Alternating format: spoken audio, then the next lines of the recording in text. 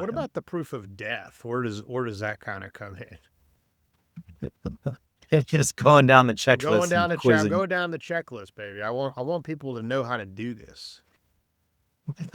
Well, but then we won't do it for them. No. They have to have us do it for them anyway. That's why I'm comfortable with the secret sauce getting out, because by law, right, they've got to have an attorney. We're saying AI is not taking this one away from us, Chris. Hopefully not. Well, like you said, we do have a lot of other attorney listeners, but I'm happy. We're worried about. I made to put the information out there. We're worried about the other attorneys doing some probates now. Let them do it. Come on, Chris. Welcome to episode 117 of the Weekly Docket, a podcast by Silverman Law Firm, where we talk about practical law and legal news. Today is April 10th, 2026. I'm your host, Phil Silberman, owner of the firm, and I'm joined by my co-host, Chris Heald, who's the firm's supervising attorney. Mr. Heald, we're going to talk about probate today. You love probate, so you're the guy. I do love probate. Intestate probates get all the love. The one with the will. No love is given to the intestate probate, and we're going to give it some love today. Okay. So, all right. So I'm gonna just kind of interview you and ask you some questions about the process of probating an estate without a will. All right. So let me set the stage. Somebody calls up and says, hey, loved one passed away, no will. I've got some assets to clear up, maybe a couple bank accounts, no payable on deaths, no beneficiary designations. And then there's the standard house and car and, maybe a vacation home up on Lake Travis, something like that. So let's just assume that there's a necessity for the probate. Okay, so that part of it is over. So thank you. Happy to help. Let's do your intestate independent. All the heirs are cooperative, right? We're not dealing with any complex dependent administrations where people are fighting. You've got a brother and a sister, and they're cooperative. All right. Those are the facts. Would you ask me anything else? Do you need any additional facts before we get started on this intestate probate? Not to get started. I mean, certainly there'll be more that comes up, but if I know who all the heirs are and you're telling me everybody agrees and I have a general sense of the assets, so I know an affidavit of heirship isn't going to work, a small estate affidavit isn't going to work, then, we can start tackling the ins and outs of an administration. All right, let's go ahead and get started. First thing we need to do is file an application for the issuance of letters of administration. And we need to file an application for determination of heirship. So tell the listeners what's an application for letters of administration? What are we trying to get the court to do? Yeah, so you correctly point out there's two parts to it. There's this growing trend of trying to smash it into one, but it is absolutely two concurrently running proceedings. One is I want the court to open an estate, and I want the court to appoint a personal representative, a person to be in charge of that estate. That is at its core. Someone dies, they can't handle their affairs anymore. Somebody else needs authority to handle their affairs. The mechanism by which we do that is by opening their estate by court order and having someone put in charge of all the rights and responsibilities of handling that person's estate. Now, who's that someone usually? Usually it's an heir, right? In our example, brother, sister, somebody, one of the kids, relatives, wife, spouse. Is that right? Yeah. Priority would first go to the surviving spouse. Then it would go to the kids. Mm-hmm. And then you just kind of go in order of, closest familial member. And then after that, if someone didn't have any family, then you start going to anyone interested in the estate, anyone who has financial claim against the estate, that would be like the very bottom. Mm-hmm. Creditors could open someone's estate. Yeah. Well, keeping it simple, we'll just assume that there's no surviving spouse and you've got two children that are cooperative. And maybe the one of the children is going to serve as the administrator, right? Do you ever recommend? Usually the person calling us. Right. If it's the person on the phone, they're usually the one taking the reins, and they say, yeah, my siblings are in agreement. They'll sign off on everything. Hopefully they say they'll sign off. Some of them say, well, they said they're fine. They said they won't contest anything. But so then I have to tell them, hey, you know, that's great, but just so we're clear, I can't take that to a court. You know, oh, brother said he doesn't care. We're going to have to get him to put pen to paper in front of a notary. And then once he does that, we're done. But we got to get him to sign that piece of paper. What do you say to them if they say, oh, you know, we both want to be administrators, make us co-administrators? I say that's a terrible idea. Please don't make me do that. Please figure it out amongst yourselves who's going to do it. Yeah. If you don't want to do it, let your brother do it. If he really doesn't trust you, then, you know, he's not going to be a good co-administrator anyway. So let's figure out who's going to be the sole administrator of this estate, or let's get a third party, because if they just don't trust each other, that's already a red flag. Okay. So I've got a note here. So we're doing this application for the letters of administration and the determination of heirship, two separate processes. A lot of courts are asking for combined. You've relented. You're okay with us doing a combined application. If need be. I still hate it. It still makes my skin crawl because it's not right. What is the determination of heirship? So a determination of heirship is its own separate standalone thing. So think about it as one is opening the estate and appointing someone. One is figuring out who gets somebody's stuff. And so the reason we don't need that when we have a will is because the will already says it. The will already says, here it is. So all we have to do is ask the court to admit the will and appoint an executor. Very simple. In this case, we need to know who all the heirs are. And then by statute, the code's going to tell us this person gets this, this person gets this, this person gets this. And so we need that list of people. And then the court is going to make a finding as to who they are and what their respective percentages is. That's the heirship. And now the only way they play together, and the reason why courts like hearing them at the same time, which makes perfect sense, is because if you want to have an independent administration, every heir must consent. So we must first determine who the heirs are. Then we can have an application for an independent administration and say, all right, judge, as you know, we have determined who all the heirs are. And lo and behold, I have a waiver and a consent from every single one of those heirs that says we want this person appointed.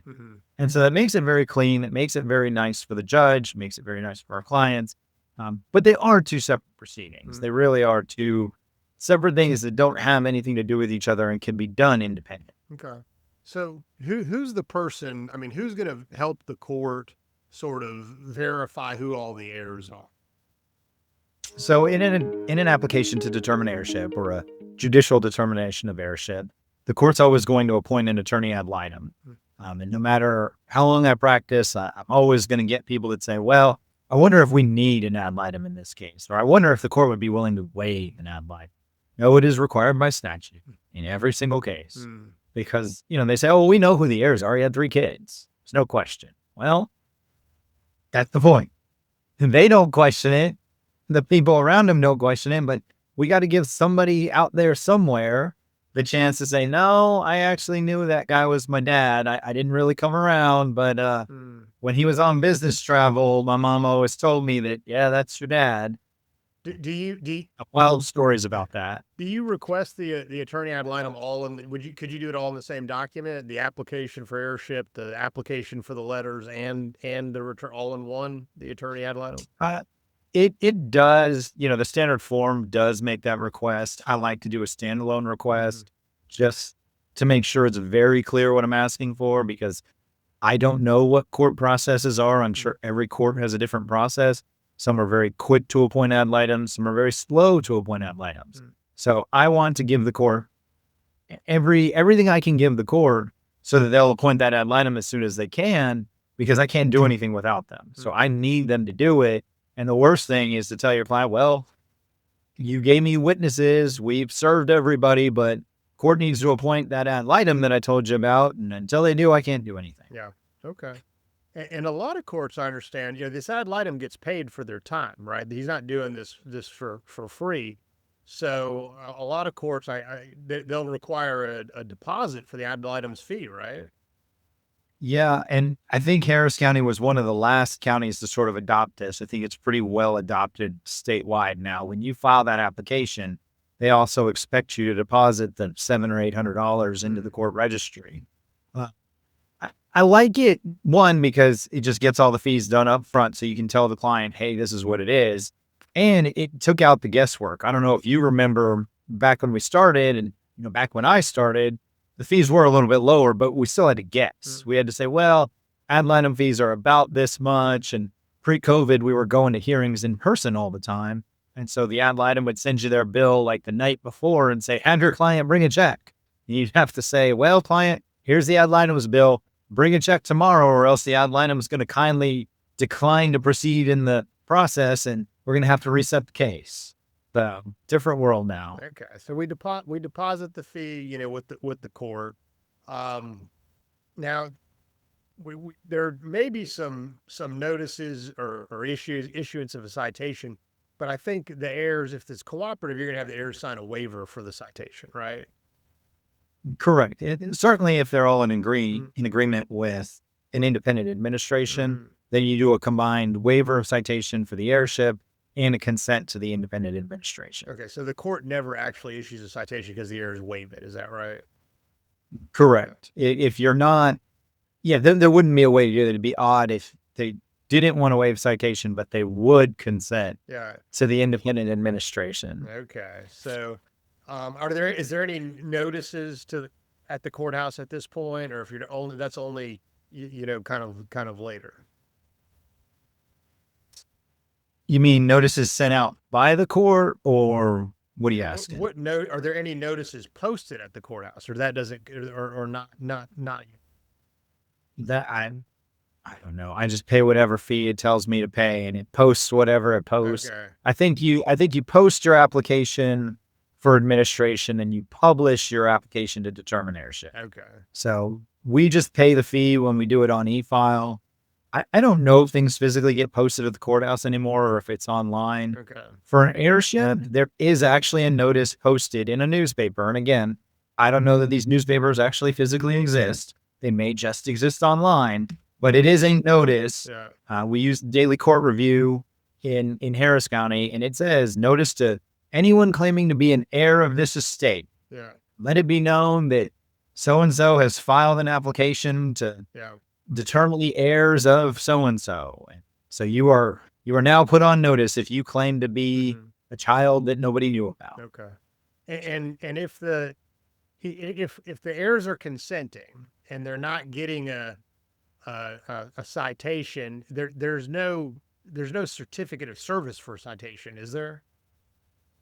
No, you do the certificate that just says, I gave everybody notice. And if everybody's consenting, you say, no one was required to be served. They all filed waivers as evidenced by the waivers on file. Okay. All right. I think that covers kind of the preliminary, steps of getting the application for the letters, the application for the determination of heirship, and then requesting the attorney ad litem, paying the attorney ad litem with the registry of the court, and then the consent by all the cooperative heirs, it being an independent administration, saying, hey, we don't need a citation. That's kind of the step. Now we've got to move on to kind of phase two, Chris. We've got to do some things to get ready for the hearing. All right. So let's assume all that is done. Are you doing just the one, or do you do several consents for heirs, or will you do like a separate consent for the heirs to consent to the independent administration, or do you do consent to no citation, consent to independent administration all at one, or how do you do that? They're both in the same form. Okay. So it's a distributee's consent to independent administration and waiver of service. So they're waiving service of the citation on the heirship, and they're consenting. So each individual heir, whether you've got 2 or 3 or 10, they all sign one, and you file them all at the court. Okay. what about the order? Who prepares the order? You prepare an order for the heirship for the judge to sign for the hearing. What orders go into that? What orders are you preparing? Yeah, so on the heirship, it's just the determination of heirship. The ad litem has to sign off. So once you get two witnesses that are going to appear at the courthouse with you, the ad litem interviews them, confirms everything you have to say, hopefully. If they don't confirm everything, you've got problems. But really, the determination of heirship just lines out that the person is deceased and that they died with no will and that they have heirs and these are their heirs. And this is the percentage of the estate that each individual heir takes. Okay. And so you need, like I said, you need the ad litem to sign off on that. You need two witnesses that are going to come to court and testify to the family and marital history of the deceased, and testify that they weren't promised anything and don't have anything to gain from the estate. So you don't want, heirs or close family members of heirs that might potentially have incentive to be untruthful. It's got to be family, friends, or distant family members that say, yes, this is it, such that the court finds them credible, the ad litem finds them credible, and the court signs the order that says, all right, this person is deceased. Here are the heirs, and here's the percentage of what everybody gets. It's not like a will that says you get the car, you get the house. It just says you're, in your case, 3 people, it's going to be 33%. I mean, everybody's going to get 33%. Separate real property, separate personal property, and that's going to be it. So that's the order for the determination of heirship. And then you're going to have an order to actually have the court issue the letters of administration. At some point, the court's going to sign an order appointing the attorney ad litem. I don't know if that happens before the hearing or I presume it does. I don't know, but. Yeah, that happens early on in the process. Hopefully as soon as possible. Yeah. Like I said, sometimes they're very quick. Sometimes they want you to publish your application first. Sometimes they want to make sure everything's in order. But yeah, that's that initial order where they appoint the attorney ad litem. What about the proof of death? Where does that kind of come in? It's just going down the checklist. Going down the checklist, baby. I want people to know how to do this. Well, but then we won't do it for them. No. They have to have us do it for them anyway. That's why I'm comfortable with the secret sauce getting out, because by law, right, they've got to have an attorney. We're saying AI is not taking this one away from us, Chris. Hopefully not. Well, like you said, we do have a lot of other attorney listeners, but I'm happy. We're worried about. I made to put the information out there. We're worried about the other attorneys doing some probates now. Let them do it. Come on, Chris. No, for sure. So what we talked about with the heirship, really all you need on the heirship is the testimony of 2 witnesses. Yeah. And there's somewhere in the code, and I'm sure I've read it, but this is just kind of known in probate. The rule is everything has to be reduced to writing. So even though we go in and we testify to something, after we do that, then we have to sign the testimony and file it with the court. And again, since COVID, everybody's kind of taken a different view of what that means. Some say you have to submit your documents in advance. Some want them signed in advance. Some want them unexecuted first, and then you execute them and file them later. 200 plus counties in this state. There's probably 50 different ways that counties have us do it, but that's what we do. The proof of death is the name of the document that the applicant signs. It is the applicant's testimony that they give in court, and the document that they sign memorializing their testimony is called the proof of death and other facts. So you have that ready for them before they go to the hearing, then, right? Correct. Yeah. Because it's just the basic facts of the person has died, 4 years have not elapsed, court has jurisdiction. In our case, decedent died without a will. There is a necessity. As the court has just determined the heirs to be X, Y, and Z, X, Y, and Z all consent to this person being independent administrator. Mm-hmm. This person's qualified. They haven't been, convicted of a crime of moral turpitude or been adjudicated incapacitated or convicted of a felony. So we ask that the court appoint that person as the independent administrator without bond, which is extremely important. Mm-hmm. Having to post a bond and then having to get a bond discharge is the main reason we want to avoid having to do it, because it's just such a hassle and adds so many additional requirements onto the administration process. So you want that court to waive the bond, want them to be appointed as the independent administrator, and then they're able to get to work collecting all the assets, paying all the debts, and then distributing them to the heirs. So really all that's happening at the hearing is your witnesses are there testifying, and then the judge hopefully assigns the order, the attorney ad litem signs off, and the judge signs your orders declaring the heirship and granting the letters, and then so yeah, that's what you're looking for. So That and then after that, or maybe during the hearing, right after, you have them do an oath where the administrator kind of signs an oath. Is that right? Yep. Right after that, to qualify, there's two parts of qualification: signing your oath and posting your bond. Mm-hmm. Again, hopefully that bond has been waived. So if the bond is waived, then all you got to do is sign that oath. Mm-hmm. Then you're qualified, and the clerk can issue letters. Mm-hmm. And so you request that the clerk issue you letters. Here in Harris County, it takes a couple days. Some other counties, you might be able to walk right over to the clerk's office and have them print them up right there for you. But those are what all the work is for, is to get you those pieces of paper that say you can go to the bank, you can go to the brokerage account, you can talk to whoever you need to, the mortgage company, and you are now authorized by the state to act on behalf of the decedent. Okay. So the oath gets signed. They've waived the bond requirements. It's independent. Hopefully, there's no bond. File the oath. File the proof of death. So the clerk issues the letters. Now at that point, are you ready for a notice to creditors? Yeah, you do your notice creditors right away. That's a pretty simple form. Mm-hmm. You got to get it out in 30 days. So usually we just do that right away once they're appointed. Mm-hmm. Get that out. That way it's done. You got an inventory that's due in 90 days. So either get all the heirs to, well, you can do an affidavit in lieu of inventory, but you still got to make sure you provide that inventory to the heirs. So you just want to make sure that you do that. Some people just don't want it filed in the public record. So you can do an affidavit of lieu that says, hey, I did the inventory and I've already provided it to everybody. So that's all I need to do, court. Go ahead and, a lot of people say close the estate. You don't really close estates. There's different processes for that. But basically, once you've filed the publisher's affidavit from the notice to creditors showing that you did it, and then you file that inventory or the affidavit in lieu thereof, the court's not going to pay attention to you unless there's a fight that breaks out or creditor makes a claim on the estate.